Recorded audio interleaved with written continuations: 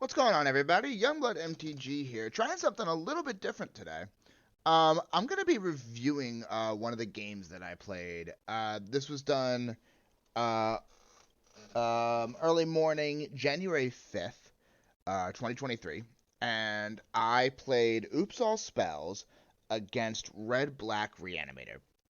So, this is game two. I was up a game. I had one game one. Uh, and I had what was probably the most interesting game two I've ever had with Oops All Spells. And what this game gave me that many other matches with Oops haven't was a win with the beatdown strategy. But it wasn't just as simple as, we exhausted each other's resources and then I resolved a creature and just attacked. It actually had a lot more intricate plays, and I wanted to share that. And normally, when I post match videos, I usually just like throw some music over them and I just let it play. But I wanted to actually do like a whole discussion over it. So let's get started. This is my first time doing this, so I hope it comes out okay. So our opener was not good, so we mulliganed to 6, and our opponent mulliganed to 5. Now, normally, I have a pretty steadfast rule when it comes to Oops All Spells, where if I don't have a spy, or if it's game 3 a belcher, in my opening hand, it's probably not worth it to keep it. And I'd say 95% of the time, it's not worth it. Now, let's bear in mind, I won game 1 so quickly that I didn't know what my opponent was on. My opponent conceded before I got to Cabal Therapy. So at this point, I don't really know what they're on. And I'm kind of thinking to myself, if I keep this hand, I get to bottom Thassa's Oracle, and I have Force of Vigor if they play, Chalice, Leyline, whatever it may be. So I'm thinking this is, while not perfect, there's a good chance that I might draw into a spy. Um, and if not a spy, I can maybe draw into, more creatures, some side strategy to win, which is usually not where we want to be. But I decided to keep it and give it a whirl. Probably overall incorrect, but I decided to go along with it, and now I'm morbidly terrified because we just got griefed, and I see grief, I immediately think Reanimator, and I'm thinking, what are the chances we're going to get double griefed here? And while, double grief wouldn't be, horrendously backbreaking on a non-combo centric hand in a combo deck, I still don't want to have effectively mulligan to 4. So the grief resolves, I take the Dark Ritual, and I see the Lotus Petal. I am now even more nervous, but they just start passing the turn. So now it's my turn, and things are getting a little weird, to say the least. So I opt to hardcast the Wild Canter, along with hardcasting the Lotus Petal, and we are just guns ablaze on the 1-1 beatdown plan. Now, this is where things get really fun. Having drawn the Petal, I now have access to hardcasting Memory's Journey at any point if I need to, without sacrificing my Wild Canter and losing my body. So I can just continue the beatdown plan while disrupting their plan. Almost like I'm playing Delver with a horrible 1-1. I mean, Wild Canter, if you guys really think about it, Wild Canter is basically a Delver. I mean, it's a 1-1 common. It's a 1-1 common. It's basically Delver of Secrets. Anyway, so our opponent has another do nothing turn. And we just keep going with the beatdown plan. Dread Return, very awkward draw. Nothing really worth Dread Returning at this point. And then we see the Entomb. So they're going for the Gristlebrand. And then we see the Animate Dead here. And this is exactly what I was talking about with the Memory's Journey. The Memory's Journey, I was able to hardcast it there.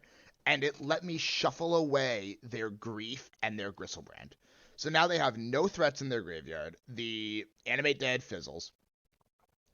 And we just kind of get to keep going now. So it's our turn. They're down to 1 mana. Draw a Narc, really awkward draw. We just keep swinging in with a 1/1. And this is a repetitive motion for a while. But, at this point, our opponent's on a 15-turn clock. Another land, another do-nothing turn. Summoner's Pact isn't really worth anything here other than being a pitch to Force of Vigor. And we get another pass turn. Now, at this point, I opt to cast the Xantid Swarm. For no other reason than there's really there's no reason not to, because if I end up being able to combo off, I can attack with the Xantid Swarm, prevent them from casting any spells like Surgical Extraction, and just be able to go off safely. However, my heart immediately sank because I realized I turned off my Memories Journey. Now, I didn't actually turn off the Memories Journey. I turned off the Memories Journey in a sense that if they reanimated a creature this turn, I would have to sack Wild Canter to be able to use the Memories Journey. I didn't want to do that. So immediately my heart sinks and I'm like, oh my god, I messed up horribly. Lucky for me, so they go for the Entomb, they put the Grizzlebrand in the yard. Lucky for me, it doesn't actually end up mattering. They Thoughtseize and then they pass. So now we're back to attacking with a 1/1 and a 0/1 now. And that 0/1 really puts in the work. It just, that extra 0 damage on every combat step, it really ticks down the clock. So another round of do nothing, except for hitting with a 1/1 and making it so they can't cast spells in the second half of my turn. Another do nothing turn for our opponent. Now we get to Cabal Therapy, and I get to see what they're working with.